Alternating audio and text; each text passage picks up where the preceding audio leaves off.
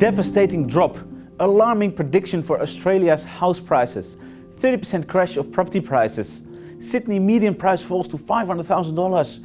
Wow, did the US suffer a massive financial collapse or are we at war? I thought I had woken up in a different dimension, but then I realized it's not some sort of alternative reality. This is the world we live in. One where influence is used to cause panic, as people that panic are predictable and therefore are vulnerable, and therefore money can be made off of. So I read that the Commonwealth Bank of Australia predicts that the whole of Australia's property market is going to collapse. Where do they get those numbers from? Does anyone even know how this is being calculated? Do they even know themselves?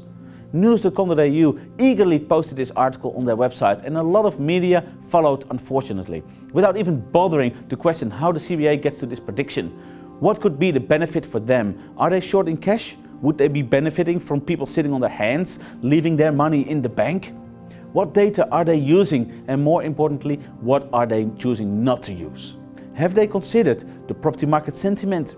I hear from lots of property market professionals that demand has picked up significantly in the last few weeks. Since it became clear Australia is doing a good job in flattening the curve and we are starting to look ahead again. How about the early market indicators report from CoreLogic that came out a few days ago? It clearly shows that pre-listing activity is up quite a bit, and at the end of April it was even higher than the same time last year.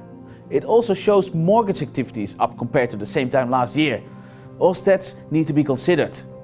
Now, how about the fact that New South Wales recorded a significant increase in auction clearance rates the very first weekend where on-site auctions and group inspections were allowed? I foresee that Melbourne will follow suit now that on-site auctions and group inspections are also allowed there. Imagine what will happen now that many vendors choose to switch their marketing campaigns from private sale to auction. I can imagine we'll see some pretty good numbers in May and June. What about all the cashed up Chinese buyers who are already active in the market again today?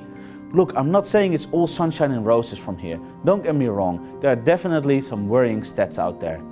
But those are counterbalanced by some pretty good stats too. So can we all please stop simply accepting what the media feeds us, and please do your own research before forming an opinion.